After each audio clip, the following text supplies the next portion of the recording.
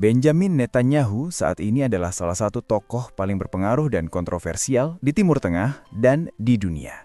Di tengah kekuatannya yang maju melawan Hamas di Gaza setelah serangan yang dimulai pada 7 Oktober 2023, pemimpin Israel yang tampaknya abadi ini bergerak di tengah badai internasional dengan banyak hal yang dipertaruhkan. Namun yang tidak semua orang tahu adalah bahwa Benjamin Netanyahu lebih dari sekedar politisi sederhana. Sebagai Perdana Menteri Israel, ia mengenakan biaya yang setara dengan seorang presiden. Netanyahu memiliki masa lalu yang terkenal di pasukan khusus Sayeret Matkal dan merupakan keturunan Amerika. Pengalaman militernya meliputi situasi resiko ekstrim dan kehilangan tragis kakak laki-lakinya yang merupakan tokoh inspiratifnya dan juga seorang prajurit pasukan khusus. Peristiwa-peristiwa ini telah memainkan peran penting dalam pembentukan kepribadian dan cita-cita Netanyahu yang menghasilkan julukan Raja Bibi. Dalam video ini kita akan menjelajahi lebih jauh dan memberikan ringkasan masa lalu militer Benjamin Netanyahu untuk lebih memahami salah satu tokoh politik paling penting, menonjol, kontroversial dan kuat dari Timur Tengah dan dunia. Selamat datang di Jejak Media, Benjamin Netanyahu. Ia lahir pada tanggal 21 Oktober 1949 di Tel Aviv di negara Israel yang baru saja terbentuk. Meskipun demikian, sebagian besar masa kecilnya dihabiskan di Amerika Serikat sebagai hasil dari karya akademis ayahnya, Pastor Ben Zion, seorang sejarawan terkemuka dan aktivis Zionis. Fakta bahwa ia tumbuh dewasa di pinggiran kota Philadelphia akan sangat menentukan dalam karir militer dan politiknya, tetapi kita akan membahasnya nanti. Benjamin yang dikenal sebagai Ben oleh teman-temannya di Amerika adalah yang kedua dari 3 saudara laki-laki. Ia sangat dekat dengan kakak laki-lakinya, Jonathan atau Johnny, yang lahir 3 tahun sebelumnya. Meskipun Ben aktif dalam kegiatan sekolah seperti klub debat dan catur, ia dan Johnny mendambakan sesuatu yang lebih dari sekedar kehidupan di Amerika Serikat. Mereka merasakan adanya panggilan untuk mengabdi pada negara asal mereka. Yang pertama pergi adalah Johnny yang mendastar di tentara Israel pada pertengahan tahun 1960-an dan bertempur dalam perang 6 hari. Ben mengikutinya tak lama setelah lulus SMA. Pada tahun 1967 ia mendastar di angkatan bersenjata untuk membela Israel. Namun Ben tidak bergabung sembarangan. Ia dilatih sebagai tentara pertempuran dan menghabiskan 5 tahun di jajaran Sayeret Matkal, salah satu unit operasi khusus paling mematikan dan efektif di semua pasukan Israel. Dikenal karena siluman dan ketepatannya dalam penyergapan, tim ini bertanggung jawab atas beberapa misi terpenting dan paling rahasia di Israel. Anggota Sayeret Matkal tidak hanya menonjol karena keterampilan tempur dan senjata api, tetapi juga karena kecerdasan dan patriotisme yang mendalam. Biasanya mereka juga memiliki kemampuan poliglot, keterampilan sosial tingkat lanjut, dan pemahaman yang sangat besar tentang sejarah serta urusan politik. Mempertimbangkan semua ini, tidak heran jika banyak veteran dari pasukan elit ini telah menduduki posisi penting di arena kebijakan Israel selama tahun-tahun pelayanan mereka di Sayeret Matkal.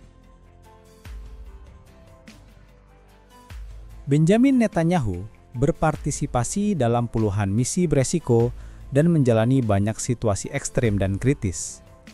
Namun, tidak ada yang sedekat ini dengan kematian, seperti yang terjadi pada Fajar di tengah Mei 1969.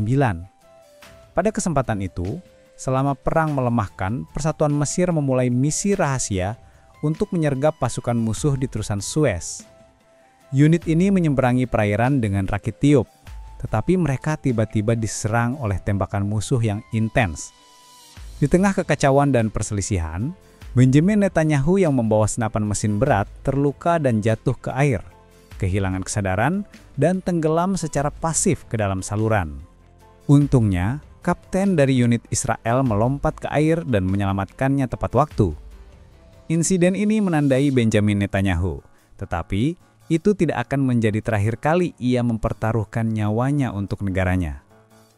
Selama tahun-tahun pengabdiannya di Sayeret Matkal, Benjamin Netanyahu akan menjadi kepala skuadron dan terlibat aktif dalam serangan Israel ke Lebanon pada tahun 1968 dan dalam Perang Yom Kippur tahun 1973. Ia juga menjadi bagian dari unit spesialis yang sering melakukan operasi penyelamatan. Salah satu misi yang paling terkenal adalah Operasi Isotop, yang terdiri dari penyelamatan penumpang pesawat Belgia yang dibajak oleh militan Palestina di Israel pada tahun 1972. Misi tersebut merupakan keberhasilan sebagian besar karena hanya 1 dari 90 penumpang sipil yang berada di pesawat yang meninggal. Hanya ada 1 anggota Sayeret Matkal yang terluka, yaitu Benjamin Netanyahu. Terkenal di antara 16 anggota unit khusus yang berpartisipasi dalam penyelamatan ini, mereka menemukan 2 hal.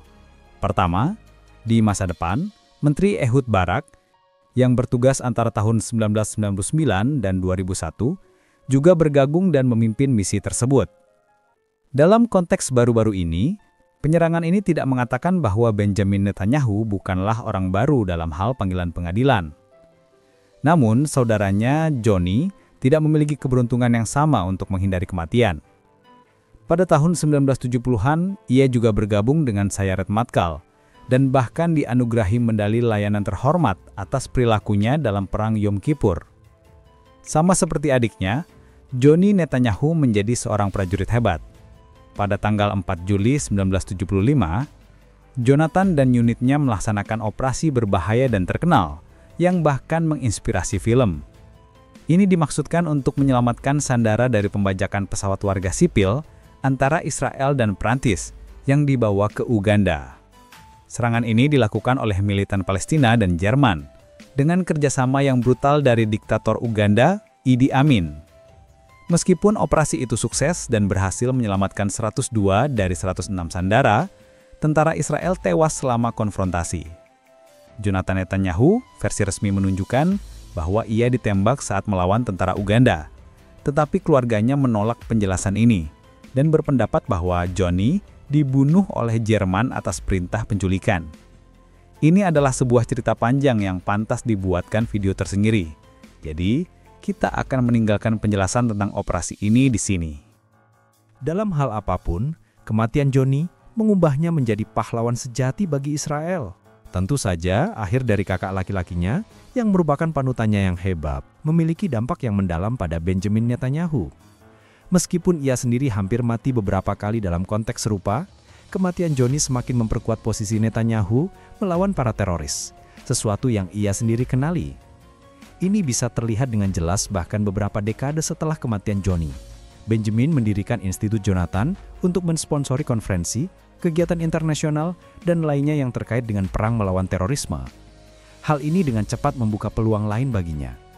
Meskipun karir militernya cemerlang, Benjamin Netanyahu juga telah terbentuk sebagai seorang profesional nyata.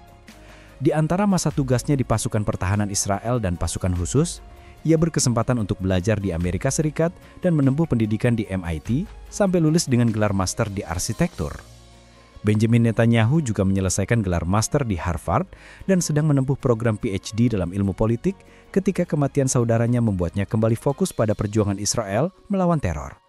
Hal ini menjadikannya tokoh publik dan pada tahun 1982 ia menjadi wakil kepala misi Israel di Washington. Aksen Amerika yang menonjol darinya serta kecerdasan dan kecintaannya pada bangsanya membuatnya menjadi sosok yang biasa muncul di televisi Amerika ketika menangani masalah-masalah yang melibatkan Israel. Pada tahun 1984, ia diangkat menjadi wakil perwakilan tetap Israel untuk PBB di New York. Meskipun karirnya dalam kebijakan benar-benar diluncurkan pada tahun 1988 ketika Benjamin Netanyahu kembali ke Israel dan mendapatkan kursi di parlemen untuk Partai Likud, tak lama setelah itu ia menjadi wakil menteri luar negeri. Sisanya adalah sejarah. Tanpa membahas terlalu banyak detail tentang karir politiknya, Benjamin Netanyahu pernah menjabat sebagai Perdana Menteri selama lebih dari 16 tahun, menghabiskan lebih dari 12 jam di pos dan mendapatkan julukan Raja Bibi. Hal ini karena alasan yang sangat jelas telah menjadi cukup kontroversial. Mirip dengan kasus Vladimir Putin di Rusia, pemerintah mereka telah berjuang dengan baik dan berhasil dalam berbagai pertempuran melawan Hamas dan kelompok pemberontak lainnya.